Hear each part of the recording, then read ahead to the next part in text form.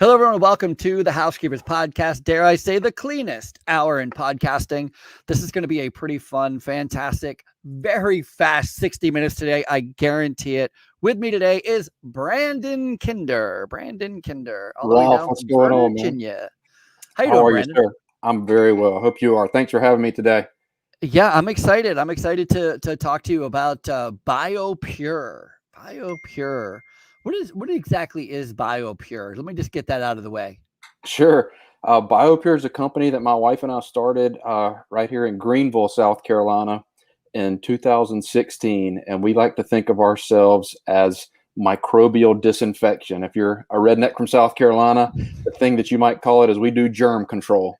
So instead of thinking about Microbial.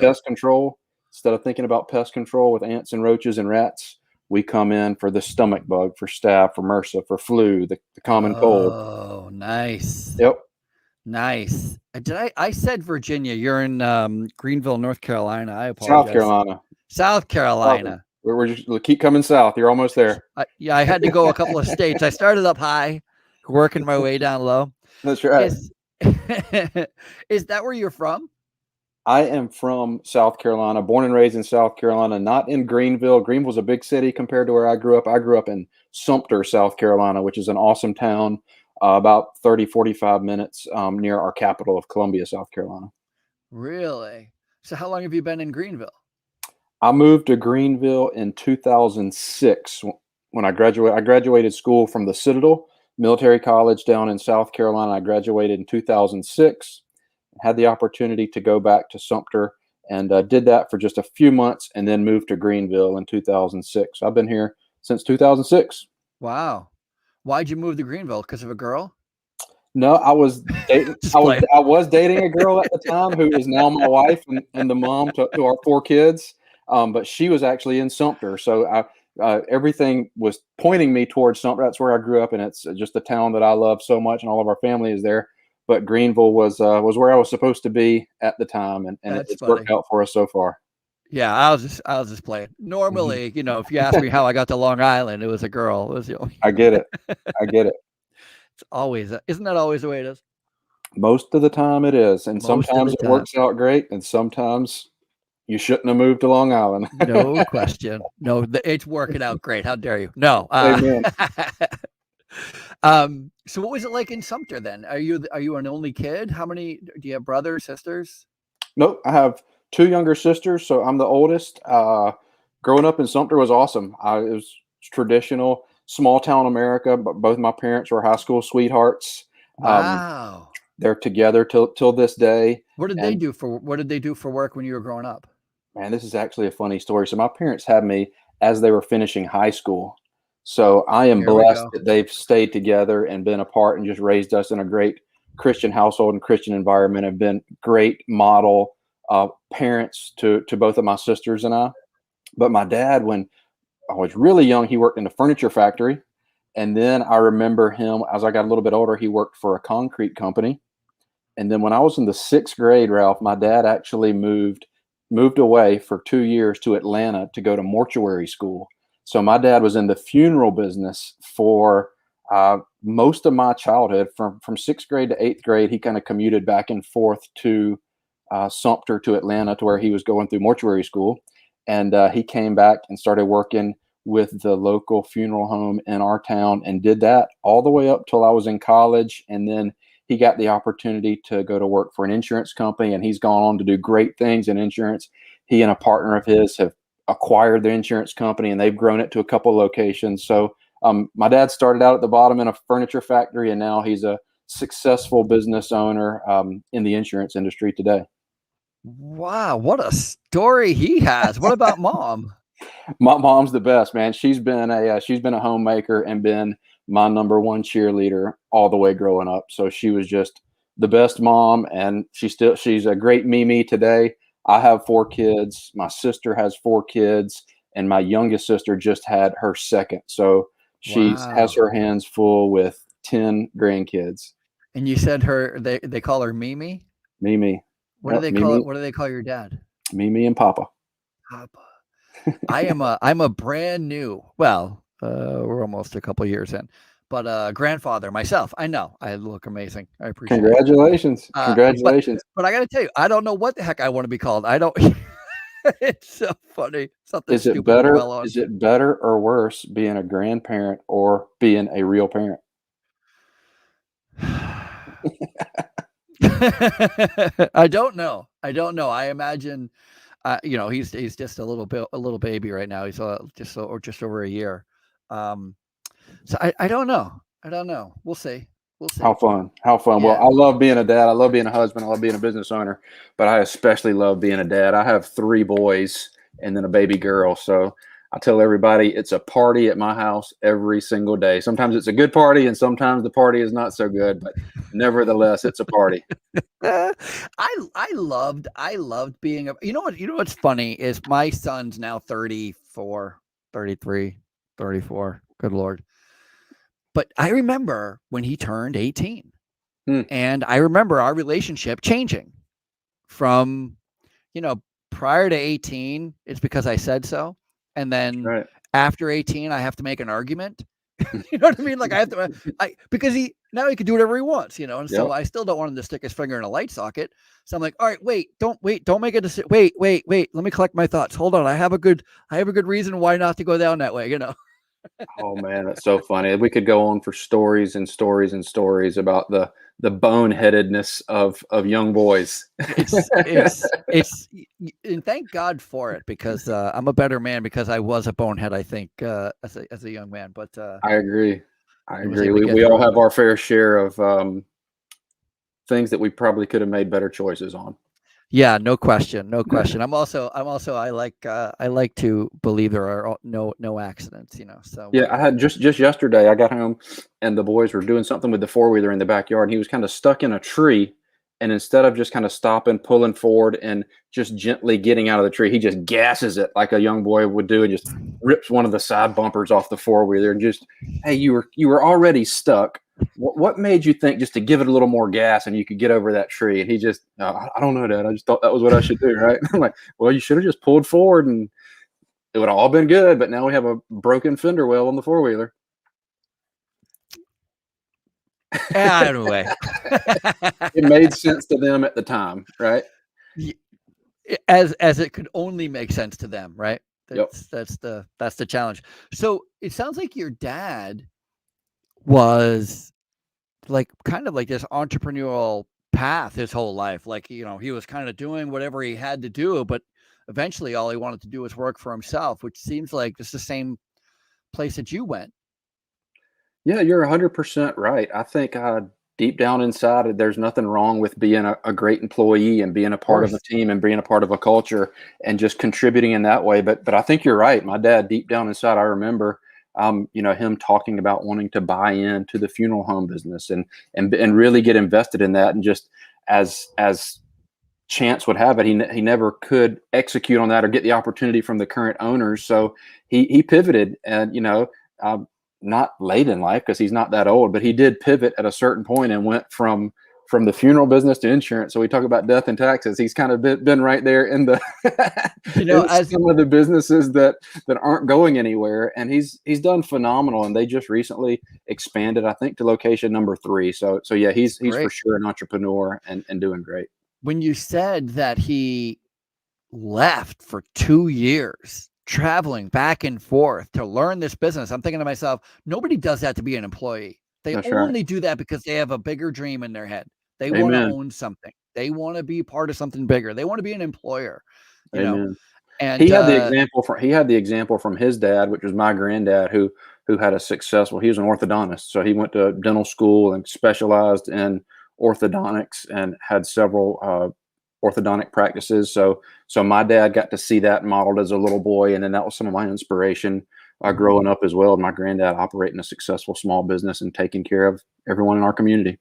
yeah, that's really it's really special. And I think that, I've been doing this for a while, this interviews type, and just meeting great guys like you and just learning about their history. And it's real common to find some thread back when you're a little kid. Like, what was your first job? Do you remember what your first job was? Did you sling newspapers? Did you, like, what Well, did you do for I was money when you were a I kid? was the kid who would spend the summers with my grandparents, and they would have me in the garden, and they would have me, as a young kid. I remember the first, what I call real job, was when I was in high school. I worked for an insurance company, just running errands and filing away and working in the office, which is kind of funny. I've never said that out loud, that I worked in the insurance business.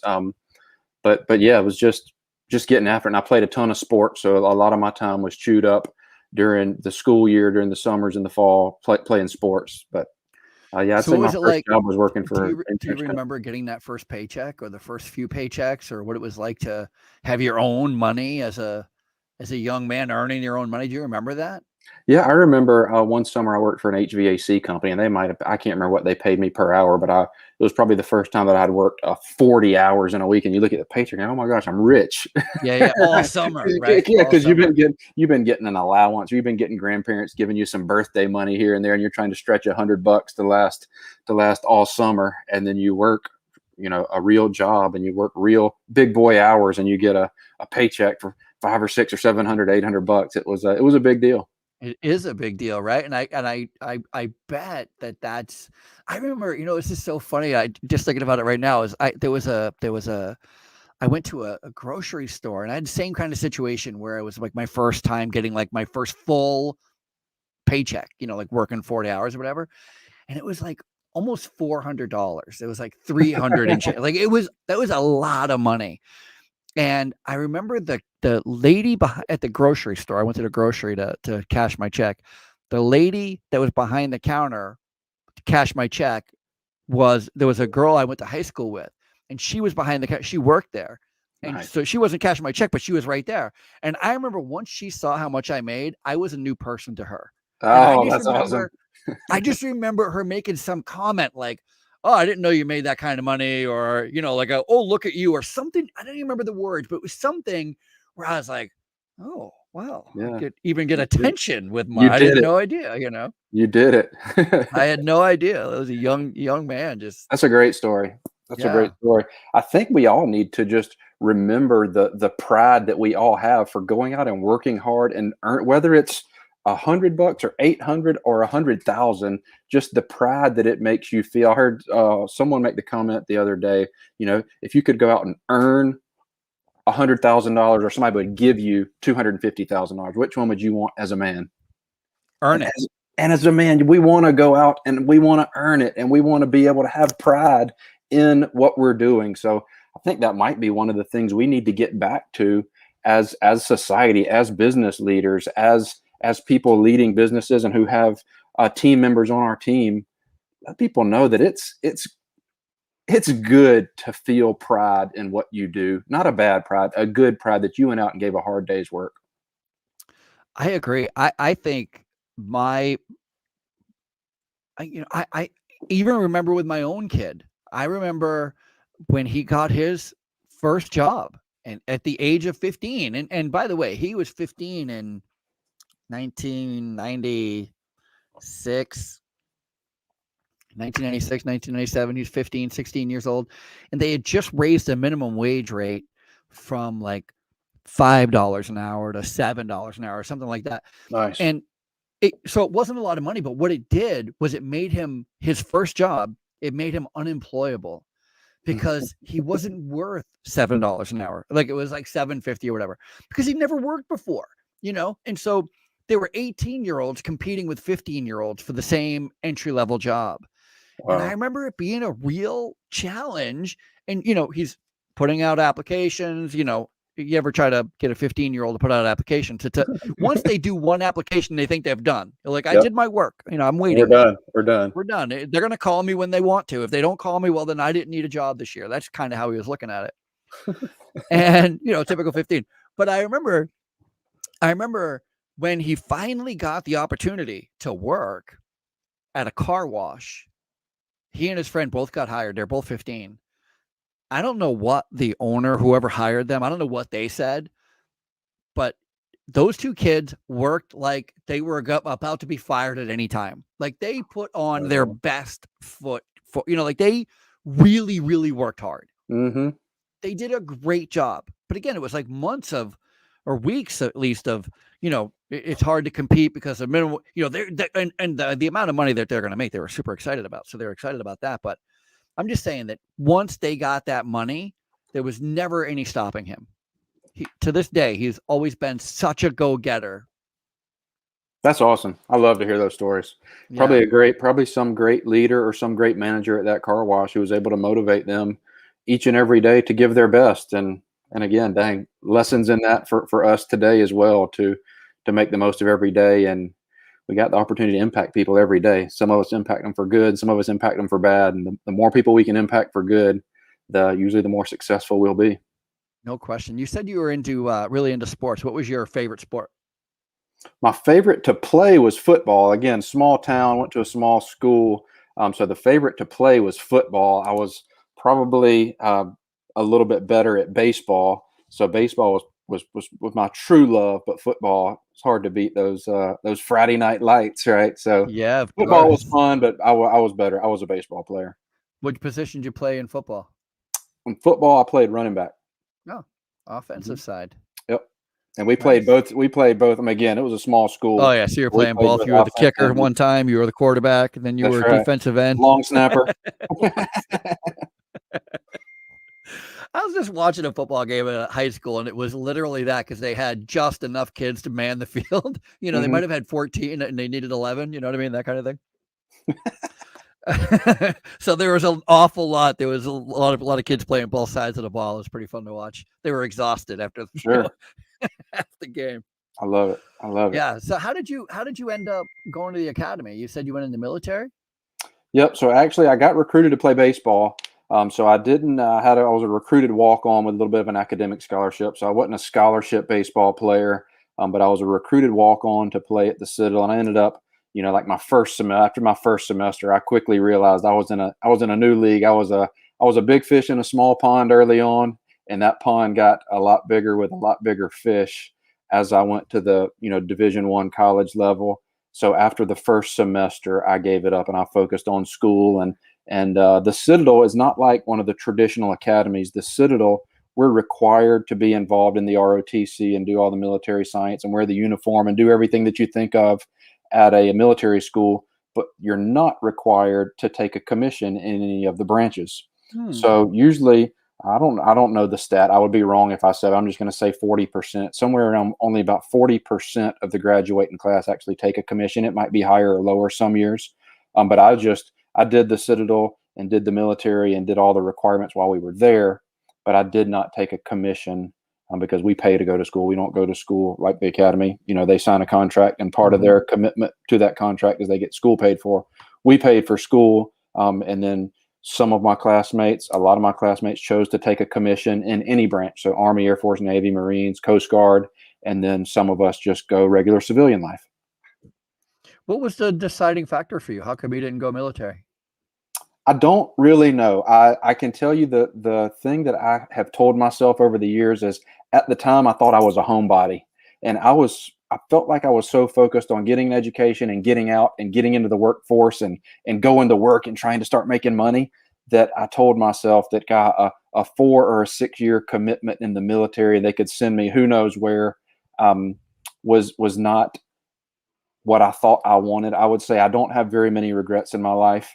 But if I could go back and rewind that clock, I probably would take a commission day one because part of your commitment for those years could have been served while I was at the Citadel doing school. So some of my best buddies in the entire world are still in today. And it's funny to think that they're getting close to their 20-year career now, but I probably should have.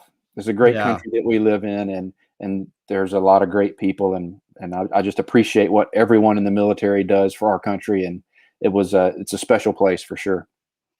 It's funny because when we first started this conversation, you were saying how much you really enjoyed where you grew up, and that right after college you went right back to where you grew up, and Yep. it was a few months later that you found yourself in Greenville. But maybe that's all it was, just like you're saying, you just never envisioned yourself leaving. Yeah, I think you're right, and I can remember just looking out of the window at one of the barracks in the Citadel and thinking, man, I can't wait to get out of here and start making money. And it's kind of short-sighted, not that I'm money focused or money hungry. I just thought that's what you were supposed to do. And, looking back, a lot of the young folks I talked to today talk about, oh, I would never go to medical school because it's another 4 years. But, years are starting to go by like that. So really, in the grand scheme of things, investing another 4 to 6 years in secondary education, whether it's going to law school or going to medical school or going into the military, or whether it's even taking a few years after and just tasting a bunch of different opportunities and doing some different roles in different business. My experience with college, and this is just mine, I know it's not for everybody, but mine, I felt like I got programmed to think if you're not a doctor, a lawyer, an accountant, an engineer, or a school teacher, kind of some of the 5 majors that they talk about, then there's not very many other ways to make money. And just because you don't have life experience. And I remember one of my very first job out of the Citadel was with ADP, automatic data processing, selling payroll and tax filing services door to door to businesses that had 0 to 50 employees in them. And I remember I was in Hendersonville, North Carolina, and I knocked on a door. Gentleman had a Range Rover sitting out front. His office looked pretty nice inside. I said, "Sir, what do you do?" And he said, "I buy and sell airplane parts." And at that exact moment, I remember thinking, nobody at the Citadel ever taught me that you could buy and sell airplane parts and create success with it. And then that was the best job for me to have right out of school, because literally there were guys picking up trash that had created successful. But I just got to see so many different flavors of restaurant owners and business owners and service industry, ways that you never even think of, folks that have created a niche and created a successful business. And that was one of the things I feel like that helped me, because it took the lid off of my thinking to think that if you're not one of the majors that they offer in college, then there's not a way to create success or create wealth. And it was the best path for me. That's pretty it's pretty great. It's interesting because you're right. I don't know that I remember I went to Champlain College, a small business college in Vermont, and they had this thing where they had a BYOB, which was bring your own business. and it was like this class where you got to bring in, you could actually do a project around some type of a business development thing. And it was the greatest. Like, I did my project on a thrift store. Like everybody that was bringing something to the table, nobody was like, "Oh, I'm going to show you how to open a dentist." Nobody, that wasn't it. It was, "I'm going to make snowboards. I'm going to open a thrift store. I'm going to start this company. I'm going to start a service that," so it was the same kind of thing. Like, we had all this exposure to all these different ideas of how to make money. Like, holy moly. Well, it's funny. I mean, pre-show, you and I were talking about your experience prior to the business that you're in now. And I think the reason for that, Ralph, is because it's what we see modeled, right? If your dad was an attorney, then there's a good chance that you're probably going to be an attorney or be affiliated with something to do in that industry. If your dad's always been a business owner, an entrepreneur, or a doctor, I had a conversation this morning with a financial guy, and he was like, "Man, I got this client. He's a doctor. His wife's a doctor. Her dad was a doctor. Her brother was a doctor." And it's just kind of what the culture that you grow up in, right? I mean, the things that you and I have heard, you become who you hang out with. So one of the problems with that is if you only hang out with people in one particular industry or in one particular business, you don't get to experience that there's guys making snowboards and creating a living. The internet has helped with that a lot, because now you can see all the different businesses, and you can see people pursuing their passion. But prior to the internet and being able to share like you and I are sharing, if you didn't know somebody in your town or in your family that was connected to a business, then how would you know that you could go out and start a cleaning management business? You wouldn't know. I didn't know until a few years ago. I know. I'm still trying to figure it out myself. So how long did you, so you did actually sell airplane parts? No, I was just cold calling. I was knocking on the door I was selling for ADP. I was trying to sell him payroll and tax filing services. Right. Mm-hmm. And so how long did you do that for?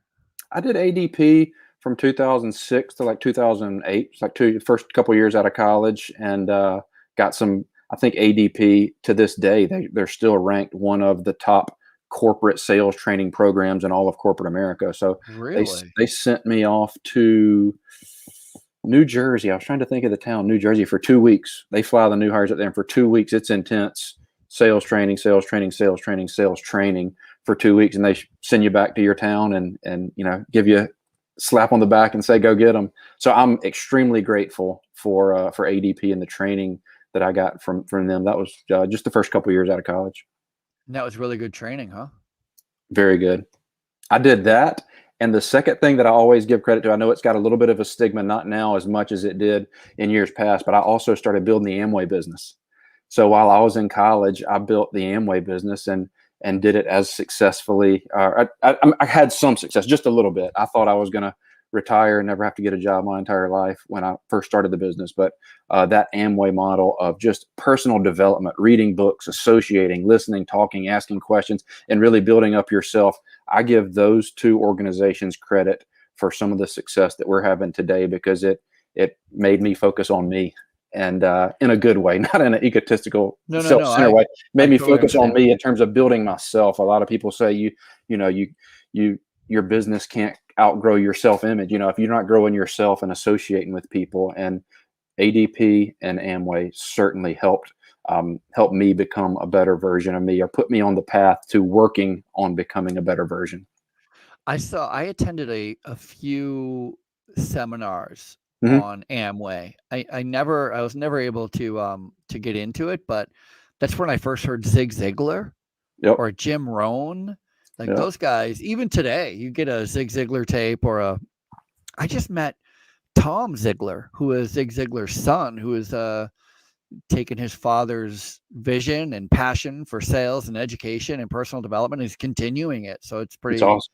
Pretty great. I love that stuff. Still to this day, I eat it up. I ordered a new book on Amazon today that was a referral from a mentor of mine who just said, the name of the book was The Measure of a Man. Nice. I'll tell you exactly who it was. The True Measure of a Man. Let's see if I can pull it up while we're talking. I like that. The True Measure of a Man. Yep. I have a tape measure right here on my desk too. So. Awesome. The Measure of a Man. Who's it by? I'm telling you. Amazon orders. I just ordered it. Orders.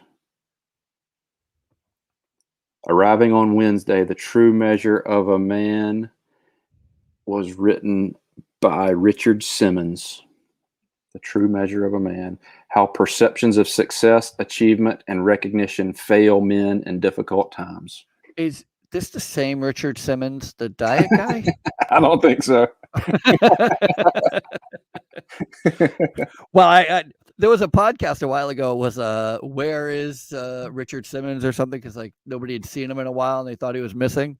I'm gonna write it down. The True Measure of a Man. Yep. I like the title. I'm a huge fan of personal development books too. I just got done reading David Goggins' book, You Can't Hurt Me. Oh yeah. You ever read that?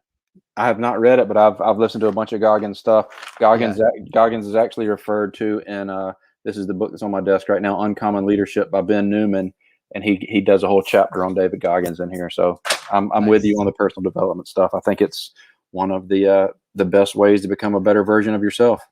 It's certainly the best way to get sales. It's certainly the better way to build a business, to raise a family, to be a dad, to be a husband. There's nothing. I don't think that anything is equal to personal development, spending time and effort on bettering yourself. What's funny too is you were saying, in retrospect, it was only this many years or that many years. I don't remember who, but somebody had said something very, very profound to me once. I was contemplating going after another degree. I was like, I don't know if I should go try to get another degree. And they're like, well, how long is it going to take? I'm like, well, to get a master's, 2 years. Sometimes it could take a little longer. And they go, 2 years are going to go by anyway. That's right. Oh yeah. Exactly. I mean, it's totally accurate. Like you can end these 2 years with the same place you're at, or you can end these 2 years with a master's degree. What are you going to do? Amen. All right, I guess I'll go after a master's degray. Amen. Those 2 years are going to go by anyway. I love it. Super great. So ADP, then Amway. I mean, how do we get into BioPURE? Yep. So Amway and ADP, and then I leveraged that because I thought I wanted to go to dental school again. I mentioned my grandfather. So I got a business degree from the Citadel, and I'm a few hours shy of having a minor in biology, because instead of taking, frisbee and basket weaving, I took organic chemistry and anatomy, physiology. I took all the prerequisites for dental school, and I actually went through and took the DAT. And I am not a great test taker. I did terrible on the SAT, and I did not do well on the DAT either. But so I thought I wanted to do that. It was a kind of a dream of more so my granddad's than mine, thank goodness. And I leveraged my sales experience with ADP to get into medical sales. So 2008, 2009, I got into medical sales on the laboratory side. I never did pharmaceuticals. Not there's anything wrong with that. It just wasn't. I was in more the durable medical equipment, the laboratory space, pharmacy. So did medical sales until about 2010, 2011. And then in 2011, I got into dental sales. So I went to where I got hired by 3M. And believe it or not, 3M's a giant company and they make everything. And I had no clue 3M is the world's largest dental manufacturer. So all the things that they put in your mouth when you go to the dentist, the cement, the adhesive, the composite, all of that stuff is made by 3M. So starting in 2010, 2011, I got hired by 3M and I started selling all the things they put in your mouth when you go to the dentist. That is crazy. On a side note, there's a company called 4M, and they're a building service contractor, one of the largest in the country. Anyway. How awesome. You would know. 3M, 4M. Is there a 2M? I don't know. I don't think so. A 1M? No, I had no idea. That's pretty great. So yep. 3M is, don't they make like everything? Post-it notes and office supplies? And they make everything. I think I can't remember this. That's something like, 1 out of every 6 Americans comes in contact with a 3M product like every hour or something crazy. Holy moly. Bananas. Don't quote me on that. I remembered it when I was selling for them, because they make, everything in your kitchen. They make all the whole automotive industry with the films and the adhesives that they make and the tapes and the Post-it. Yeah. 3M's a giant company and just a great company to work for also. I heard a stat like that once, but it was about beer. It was every other 6-pack sold in America was an Anheuser-Busch product. I don't know if that's true anymore, but apparently at one point it was. That's awesome. So how long did you work for 3M?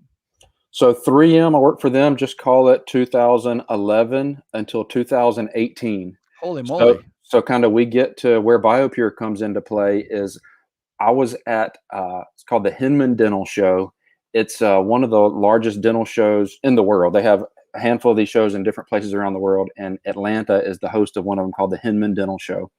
And I tell people, think of like Costco or Sam's Club, just hundreds of thousands of square feet facility, and it is any and everything that you can and things you can't even imagine related to dental. And 3M has this giant booth, and I'm standing in the booth. It's spring, so I refer to times of the year. What hunting season it was, but so it was right before turkey season. So turkey season 2013, I'm in the World Congress Center in downtown Atlanta, Georgia, and I'm talking to a customer, and over my left-hand shoulder, I hear somebody make the comment that technology is going to change infection control. And that comment, Ralph, got down in my heart. It got down in my spirit, and I never could shake it. This gentleman, I ended up tracking him down a little bit later on in the show, but he was selling like some type of colloidal silver or some type of crazy juice that we were talking about pre-show that is supposed to be the next greatest. You can drink it, you can clean it, you can do everything with it.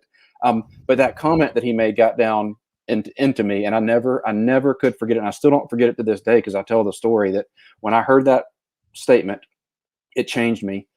We had just had our second son. He was born in February. So I came home to a brand new baby from the Hinman, and just research. I really couldn't do anything because I had a newborn and another son, and we were growing. And in 2006, so that was 2013. 2 years later, I research. My wife and I start what becomes BioPURE in 2016, and I never quit my 3M job. I continue to sell for them and just do the side hustle, the nights, the weekends, whenever I could find time. And I wasn't shortchanging 3M. I have some, if anybody follows BioPURE on social media, I've been putting out November was our 5th year in business. So I actually started our LLC in November of 2016. So in a celebration of being in business for 5 years, I started putting out some old content, because back in 2016, 17, 18, when it was just me and my wife and one service vehicle, and it was me dressing up like this, going to talk to a dentist about 3M stuff, and then changing clothes in the parking lot and getting up underneath someone's house to do a crawl space inspection. And I documented a lot of those videos. So I kept doing the side hustle. And then in 2018, we had built the business up to a point where we had continued to have kids along there. We had 3 kids and we were expecting number 4. And we were able to get the business to a point in 2018 where I could resign and walk away from 3M and really focus exclusively on building our family's dream and our family's business. It's such a great story. So I love side hustles, by the way. I can't get enough of side hustles. I just love it. I know a lot of people who are like, these people nowadays, they're all unmotivated. I'm like, you should see them at home. I mean, they're motivated. They're building things. They're creating things. They're having a great time. They're just unmotivated at work, so I really appreciate that side hustle. So tell me again. And I disagree with that a little bit. Not motivated at work. I think how dare you? No, it's what you don't get what you want, you get what you are, right? So if you're going and you're one of the videos that I just posted, I said, man, today I made one of the biggest sales I've ever made in my career at 3M. I gave 3M I didn't shortchange them because I was trying to build my business. I gave 3M my best, and I always did my best to meet my quota and surpass my quota and do everything they were paying me to do. And I would encourage any business owner or any person who's currently employee and pursuing a side hustle, you can't give 50% at your job and then expect yourself to give 100% when you go home for your business. You need to be all in both places because they're paying you to do it. You have a commitment, you have a contract to that organization and to that business, and you wouldn't want somebody doing that to you. That's the mindset that I had when I was building my business while still working with 3M. I don't want one of my future employees giving me 50% or less effort while they're chasing their dream. I expect them to be 100% all in. So hopefully, if you're listening today and you're pursuing a side hustle while still working, I encourage you don't get what you want, you get what you are. So be all in your day job and be all in your side hustle. I'm gonna have to write that down. I like that a lot. You don't get what you want, you get what you are. Yeah.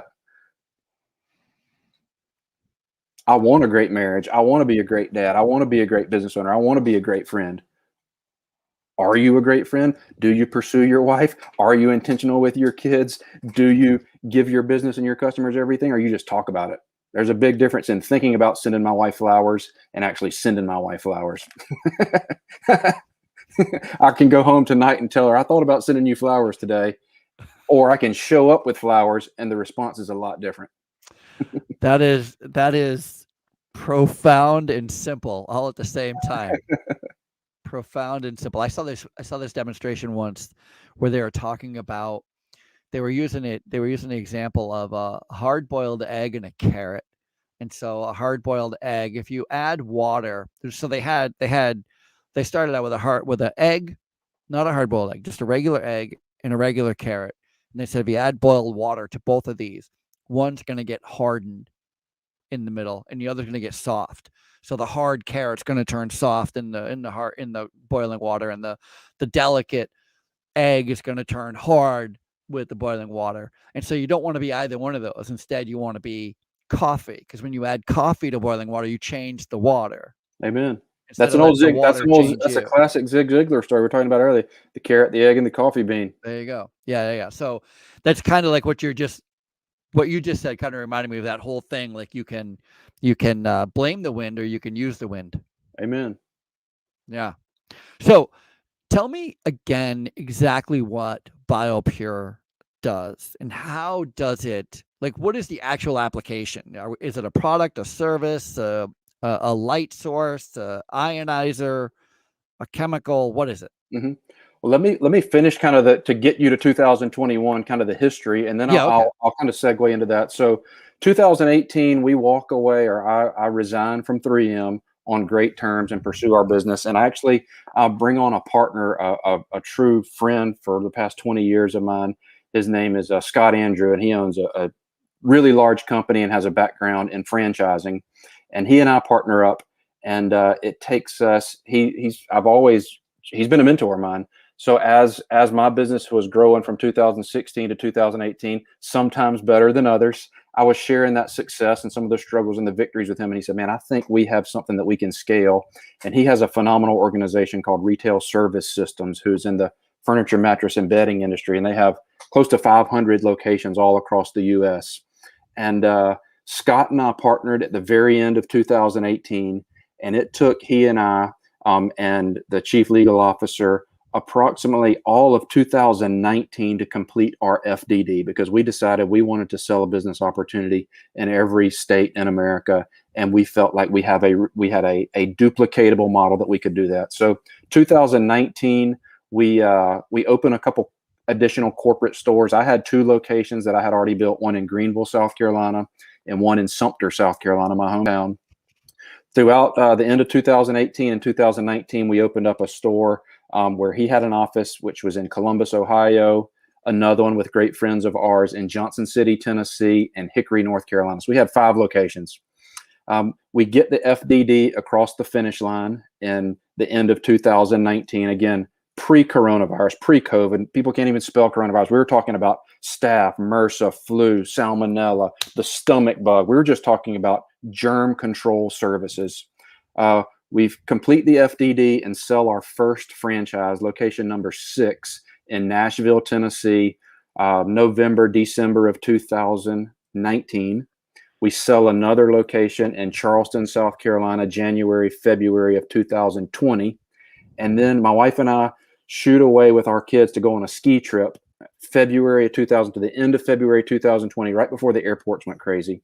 And when we came back, I talked to some folks on our team, and they go, "There's over 300 inquiries on our website for folks that want to own a BioPURE business."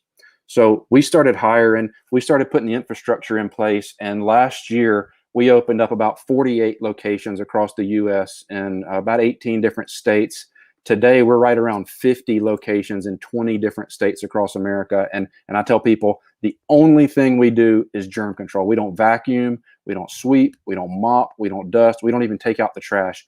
We specifically come in to educate our customers on what is cleaning, what is sanitizing, what is disinfecting, and what is sterilization, because we've been fooled by companies and salesmen for years and years and years to think that when you squirt that can of Lysol in the bathroom after your son or daughter's thrown up, that you're killing the stomach bug in that bathroom. And it's simply not true. It's not that that can of Lysol cannot kill the stomach bug, but you have to do it the way that it reads, on the way that Lysol tells you to do it on the back. And it says, to kill H1N1, you must apply enough liquid for surface to remain visibly wet for 3, 4, 5, 8, sometimes 10 minutes. And we just squirt it in the air. We make it look good. We make it smell good, and we think we're safe. And that's the niche that BioPURE provides. We come in to sanitize and disinfect both commercial and residential spaces, and we do it with our own brand of chemistry. It's called BioPURE Clean. It's a chlorine dioxide based material, and then we do it through the world's best electrostatic application. So we're doing touchless disinfection after the facility or the home has already been janitorially cleaned. Very cool. Very cool. I am quite familiar with both challenges. One on the side of how do you, like a lot of times, so I work in long-term care, nursing homes, senior care centers. Yep. And one of the biggest challenges for us are like, it's not the handrail, it's the gym equipment, it's the time clock, the hand, it's the thumbprint time clock, it's the keyboards, it's all the places where, you can't throw in a vat of chemical. You can't, it's very hard to get. Gym equipment is one of the worst. It's just the hardest thing to clean. But if you get in there with some type of a sprayer, an ionizer, a fogger, something like that, then it has all that technology to where it can get in there and disinfect. One of the biggest challenges, I mean, you tell me, but one of the biggest challenges that we've always had is that there isn't any disinfectant that has any penetration application, so you have to clean the surface before you disinfect it. Otherwise, it won't. 100%. The analogy I give our owners, the analogy I talk with our customers about is like washing and waxing your car. You wouldn't shoot out to your driveway this afternoon and immediately start waxing your car, because you would do more harm than good. You'd start grinding in that dirt and that mud, and you'd mess up the paint on your vehicle. A surface, I tell all of our customers, we are not in replace of your current janitorial protocol. It is what it is. If you like it, keep doing it. If you don't like it, I could potentially help make some recommendations, but you have to, that's the minimum required standard, is vacuuming, sweeping, mopping, dusting, taking out the trash, making sure there's no coffee stain on the boardroom table. If there's coffee stain on the boardroom table, there's going to be a coffee stain on the boardroom table when BioPURE leaves tonight. The surface has to be janitorially clean in order for us to properly sanitize or disinfect it. And that really is one of the missions of BioPURE, is changing or challenging the standard of clean, because there's such a misunderstanding of how things need to be cleaned, how things need to be sanitized, and how things need to be disinfected, and how to do it properly. Everybody just thinks you can, prepare chicken on the countertop tonight and then take a rag and some 409 and squirt on there and immediately wipe it off, and you just got rid of the potential for E. coli. And really all you did is you just smeared it and spreaded it to the top of your oven, to the other parts of your kitchen, to the baby's high chair, because we have never slowed down long enough to properly understand how do we actually eliminate those pathogens that are making us sick. And proof's in the pudding when you see RSV, or you see hand, foot, and mouth, or you see the stomach bug running through a child care center, or you see the flu running through, or you see what we've experienced over the last 18 months run rampant around businesses, because we've gotten really good at cleaning for appearance and cleaning for smell, but we're horrible at sanitizing and disinfecting. I think one of the first times when I really got called to task, or over one of the first virus that I got called to task over, was C. diff. Mm-hmm. And C. diff is in nursing homes, it's very common. It's very, very common. And the thing that I didn't know, when I didn't go to medical school, so I didn't know getting into cleaning that C. diff was going to rule my life. But C. diff is a little critter that lives in your colon. Yep. And the reason that we get sick by C. diff is because somehow it makes its way from your colon to your mouth. And once it does that, it gets into your stomach and it causes all kinds of havoc. And so now that I put that image in your mind, you can see how it gets there. You can see how important cleaning is. Oh, right. So all of a sudden you're seeing how important cleaning bedside tables are, overbed tables are, handrails, wheelchairs, all these things in healthcare that we use, going from the bathroom to the bed, or from the toilet to the chair. We put out a blog post over the past year, and it said, I think the title of it was "Germs Connect Us All." And you think about just how nasty that is to think about, but it's true. Germs connect us all. And if you're not doing a proper job of first cleaning and then moving beyond cleaning to sanitizing and disinfecting, then you're missing the boat, and you're connected to a lot more people than you think if we're not doing those steps properly. Yeah, no question. It's such an interesting. Let me ask you this. Let's talk about contact time. So the way that, and you tell me if I'm getting this wrong, the way that I understand contact time is it's always about the evaporation rate. So however long it takes for a product to evaporate is essentially how long the contact time is going to be. So it's going to evaporate. So if it's on there for 5 minutes, if you put a chemical on a table, on a surface, and you leave it wet, and it takes 5 minutes to evaporate, that is contact time. Is that close? Yeah, I agree. I mean, for the listeners that maybe are not as familiar with what Ralph is talking about, he's talking about the actual, it's concentration versus time. So the actual amount of time that this juice, we can call it disinfectant, we can call it cleaner, the amount of time that this juice has to stay in contact with a particular pathogen. Let's just use the term germ, as being a catch-all term, but the amount of time that material has to stay in contact with that germ. So you can think of it, if you have a really strong chemical, then the time can be less. If you have a little bit weaker chemical, then that time needs to be a little bit longer. Some people call it dwell time, the amount of time that chemical has to dwell. The analogy that I use when I'm teaching this is I think about the ant beds in your yard. So for years and years and years, we've gone to Lowe's or Home Depot or a big box store, and we pour some poison on that ant bed and they scatter. I say in the traditional environmental services world for the last 50, 75 years, we've tried to use a poison to kill germs, to kill pathogens. And now we're starting to see, Ralph, you could probably give more examples than I could, but there's studies where we see MRSA growing inside the bottle of bleach at the hospital because it's been able to mutate around that poison. Mm-hmm.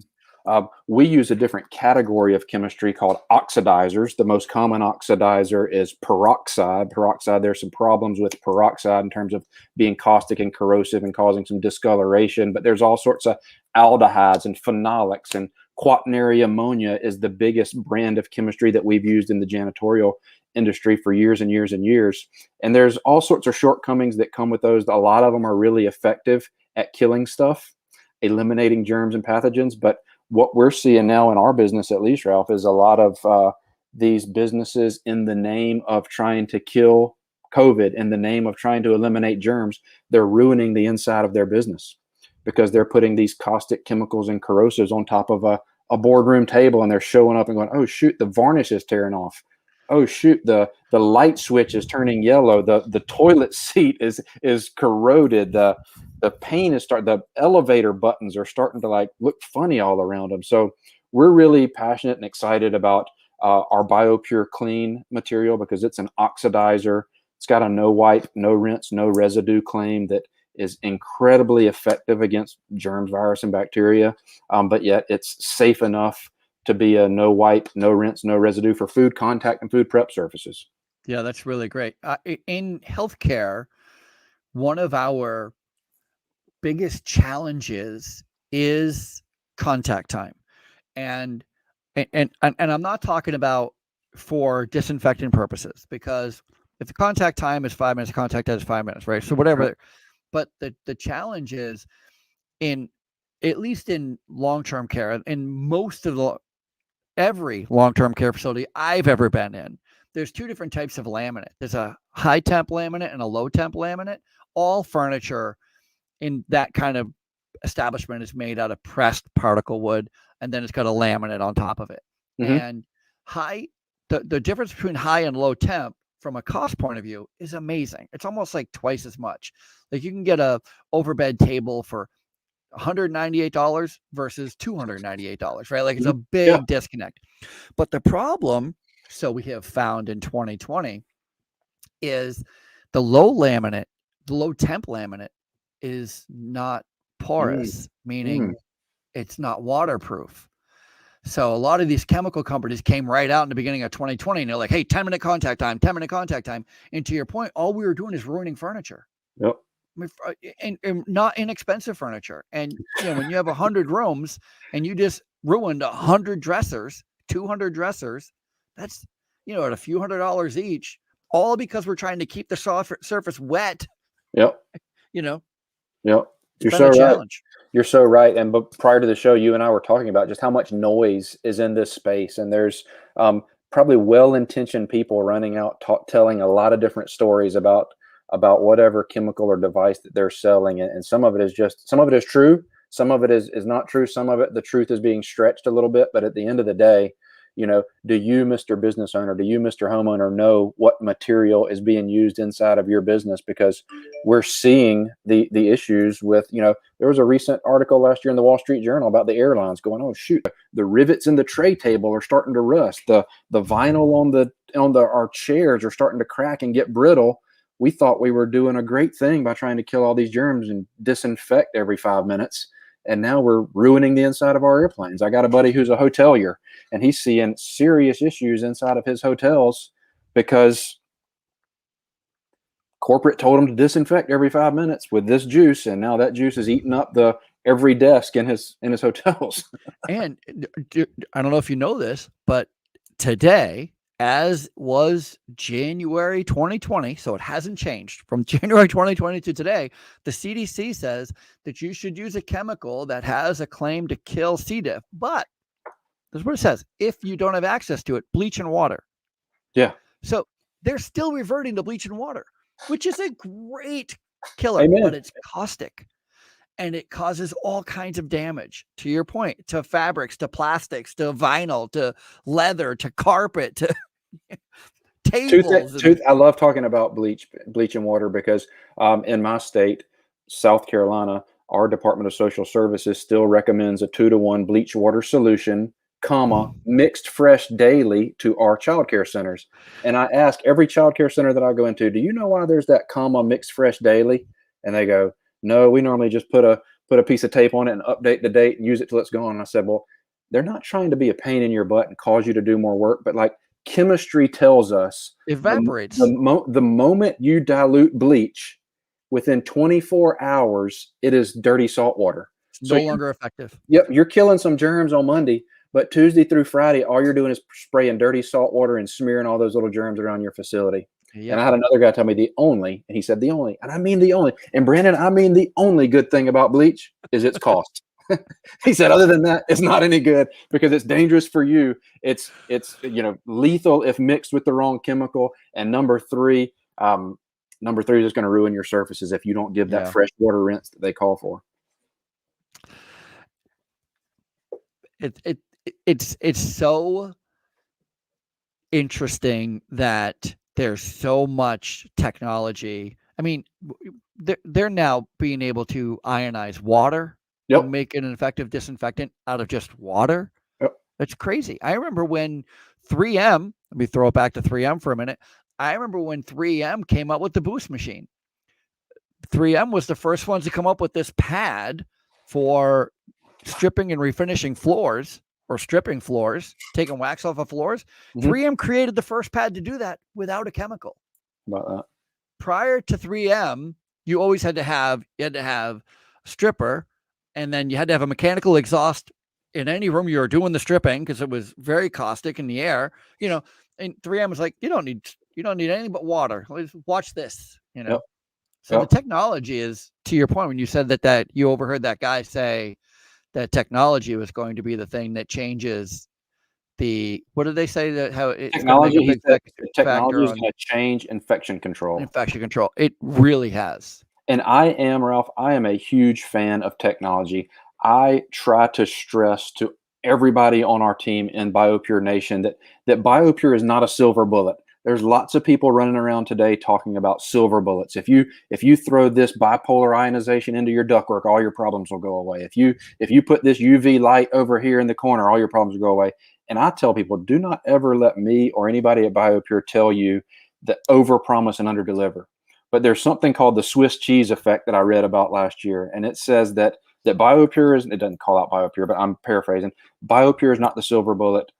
Bipolar ionization, not silver bullet. UV light is not the silver bullet. Social distancing is not the silver bullet. Wearing a mask is not the silver bullet. But if we stack some of these modalities and some of these technologies on top of each other, you can't just wear a mask and get great results. You can't just hire BioPURE and all your problems go away. But if we do several of these different modalities and leverage technology, then we can get some really desirable outcomes on the back end of that. And the proof's in the pudding. There's been many articles. Nobody wants to get political, but there's been tons of articles written in the name of COVID last year. We virtually eliminated a lot of these other seasonal illnesses that we see a lot of.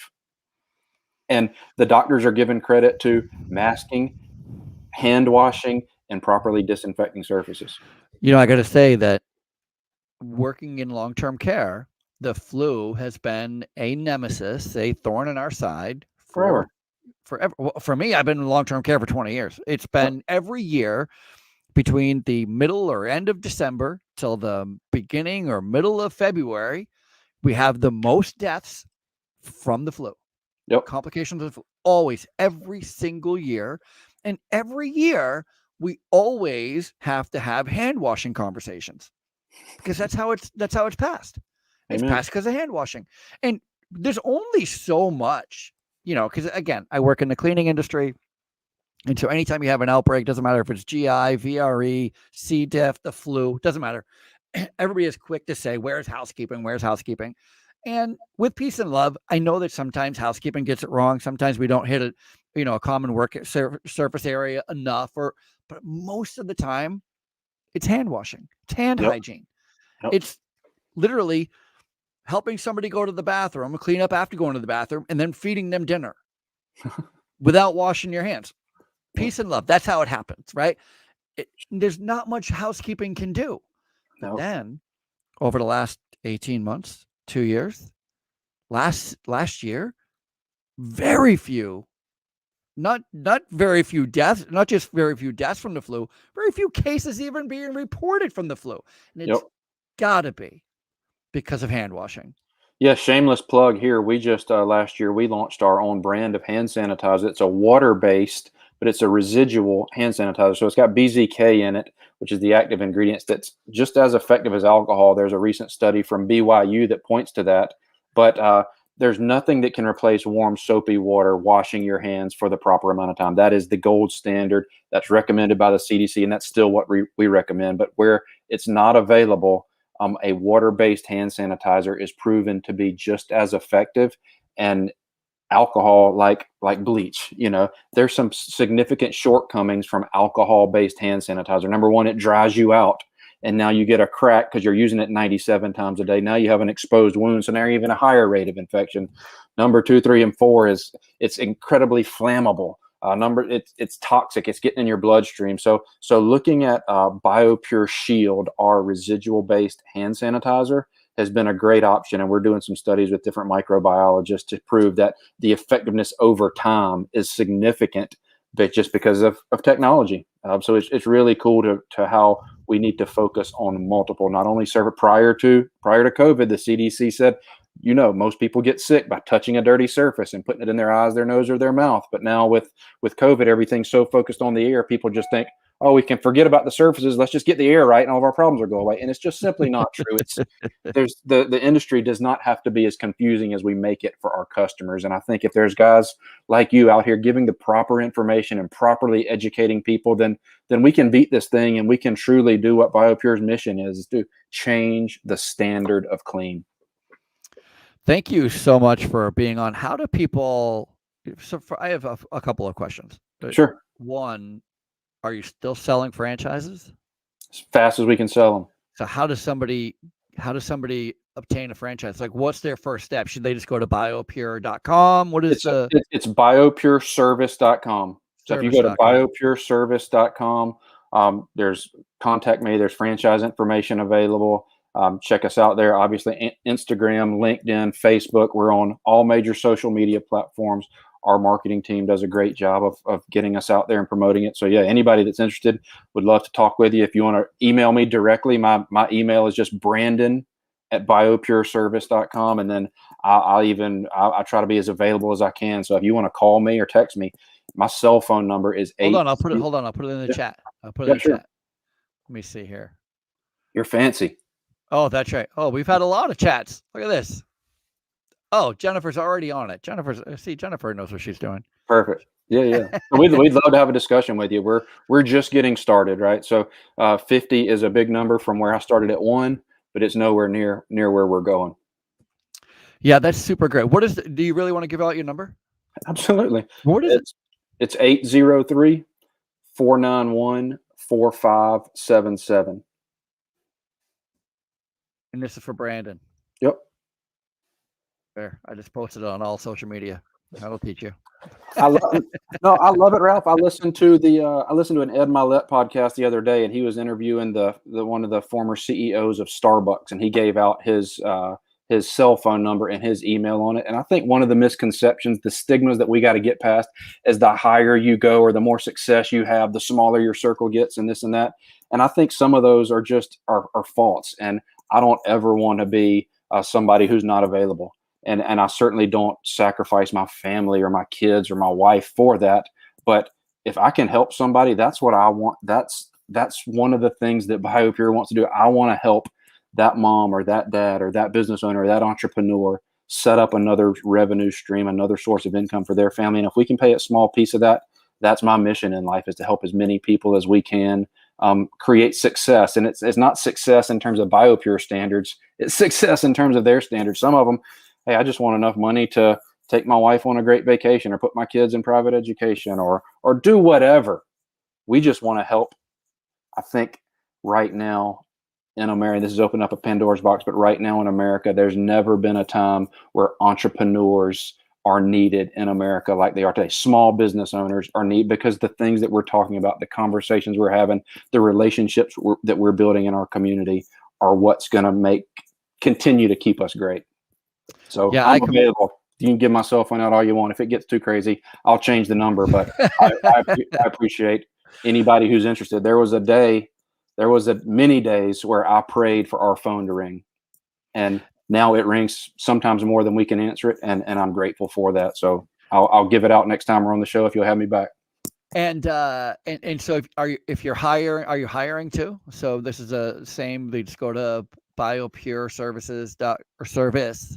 No S at the end. Yeah, no S. BioPureService.com. Yeah, and then there's a location tab on there. So if you're in South Carolina and you're interested in BioPURE, you obviously have my contact information. But if you're in Arlington, Texas, if you're in Houston, Texas, if you're in Green Bay, Wisconsin, or Boise, Idaho, or Boston, and you want some information about the BioPURE in your area, the contact information is on our site as well. Awesome. Don't go anywhere. Thank you all. Don't leave. I want to still talk to you about it and this show. Thank you guys so much for listening. Thank you so much for being on, Brandon. I really appreciate it. Thank you for having me. Thank you for having me. We need to do it more. We got to get the proper information out there. I agree. And you know, I say it all the time. The cleaning industry is the 7th largest industry in the world for a reason. It's because it's super needed. It's super valuable. It's super important. And, you know, just like what Brandon's talking about with BioPURE, there's all kinds of ways to make money in this business as well. So if you are interested in joining up with a good company, it's got a good mission and doing really good things, this is a good place to start. That's it for us. Brandon, Kinder, Ralph Peterson, the Housekeepers Podcast.